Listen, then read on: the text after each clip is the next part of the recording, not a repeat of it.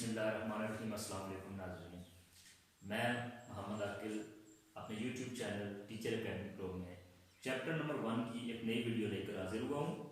आज की नई वीडियो का टॉपिक है silent letter. So first of all हम जानेंगे कि what is silent letter. Silent letter क्या चीज़ है?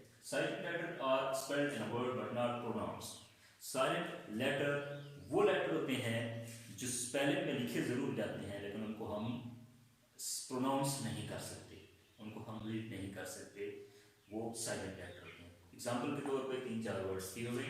फर्स्ट आप देखें, यहाँ पे लिखा हुआ है नॉक, KNOCK, नॉक।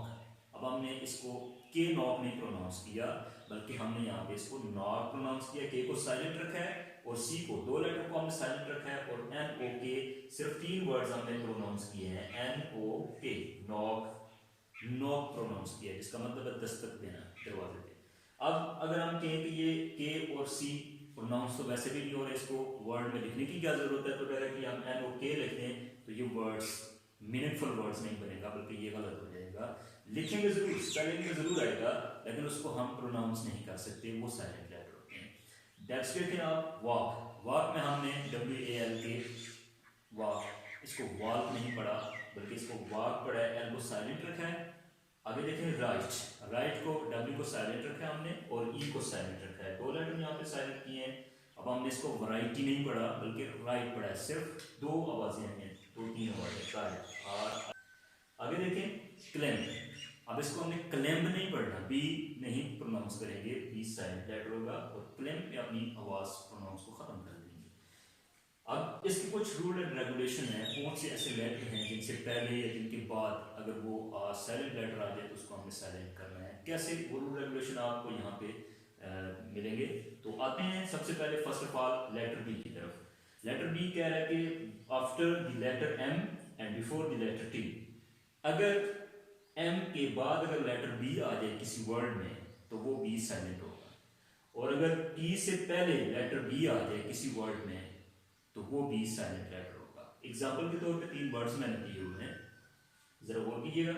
यहाँ पे लिखा हुआ है THUMB, थम, इसको थम नहीं पढ़ेंगे, इसको थम पढ़ेंगे, M पे इसको प्रोनाउंसिएशन खत्म कर देनी है। अब इस रूल के मुताबिक M के बाद आया B, M के बाद B आया तो इसको B को हमने साइलेंट रखा है। नेक्स्ट आप देखें तो यहाँ लिखा हुआ है डाउट, DOUBT, डाउट। अब इस डाउट में हमने इस रूल के मुताबिक T से पहले B आया है तो इस B को हमने साइलेंट रखा है। इसी तरह कोई भी वर्ड जब T से पहले आ जाता है तो उसको हमने साइलेंट रखना होता है। आगे देखें लैम्प, इसको लैम्प नहीं पढ़ेंगे बल्कि लैम्प पढ़ेंगे, इसको M तक प्रोनाउंसिएशन खत्म कर देनी है। इस रूल के मुताबिक M के बाद अगर कोई लेटर आ जाता है, कोई B लेटर आ जाता है तो उस B को हमने साइलेंट रखना है। सो नेक्स्ट लेटर C की तरफ आते हैं।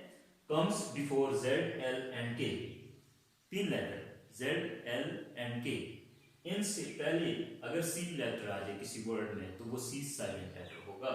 एग्जाम्पल देखें, CZARINA, जरीना, C में हम C को हमने साइलेंट रखा है और डायरेक्टली हमने इस वर्ड को Z से प्रोनाउंस किया है।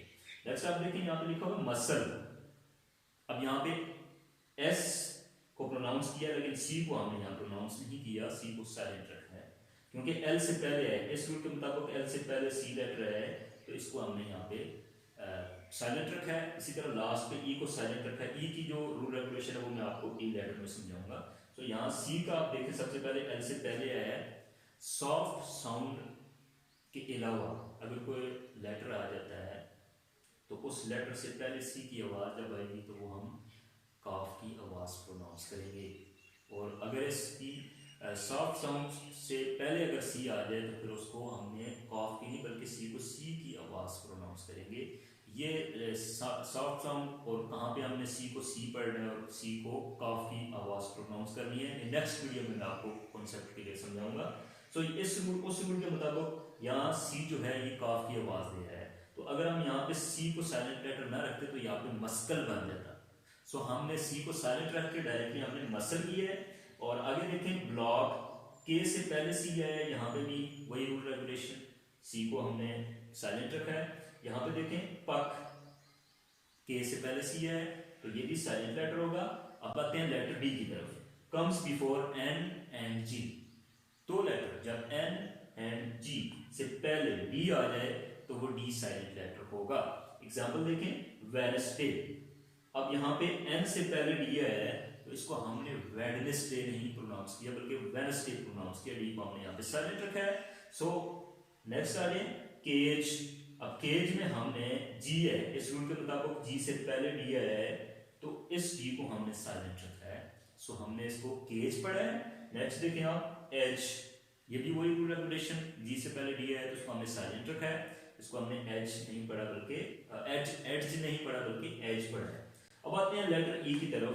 When it comes at last, E letter E जब किसी वर्ड के लास्ट में आ जाए तो वो साइलेंट लेटर होगा, उसको हम प्रोनाउंस नहीं करेंगे। एग्जांपल देखें आप, BIBLE, इसको हमने बाइबल पढ़ा है, बाइबली नहीं पढ़ा, अगरचे लिखेंगे जरूर लेकिन इसको प्रोनाउंस नहीं करेंगे।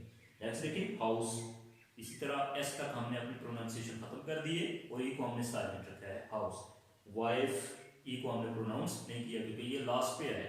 आप देखें next letter G comes before N and T, जब लेटर एन और टी से पहले जी लेटर किसी वर्ड में आ जाए तो वो जी साइलेंट लेटर कहलाएगा।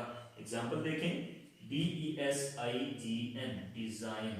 अब इसमें एन से पहले, इस रूल के मुताबिक एन से पहले जी आया है तो इस डी को हमने यहाँ पे साइलेंट रखा है, इसको हमने डिजाइन, हमने आई से डायरेक्टली जंप किया है एन की तरफ और जी को यहाँ पे साइलेंट किया है। नेक्स्ट देखें राइट। अब यहाँ पे दो लेटर हैं जो साइलेंट आ रहे हैं टी से पहले, इस रूल के मुताबिक टी से पहले एच और जी दोनों को हम यानी कि आई से हमने डायरेक्टली टी पे जंप किया, राइट। आगे देखें थॉट, इसी तरह इस रूल के मुताबिक टी से पहले जी और एच दोनों लेटर को हमने साइलेंट रखा है। आज का हमारा टॉपिक क्लोज होता है। नेक्स्ट टॉपिक मैंने आपको जैसे समझाया कि इंशाल्लाह सी को हमने सॉफ्ट साउंड और सी को जहाँ पे हमने बाद बात सी पढ़ते हैं और बाद बात हम काफ की आवाज़ प्रोनाउंस करते हैं, तो ये टॉपिक होगा हमारा। तो अब इंशाल्लाह इस टॉपिक के हवाले से आपकी कोई क्यूरीज, बाकी मेरी ये भी उम्मीद है, फिर भी अगर आपकी कोई क्वेश्चन है, क्यूरीज है तो आप कमेंट्स में ज़रूर मेंशन कीजिएगा। अपने मोहसिन को इजाज़त दीजिए, अल्लाह हाफिज़।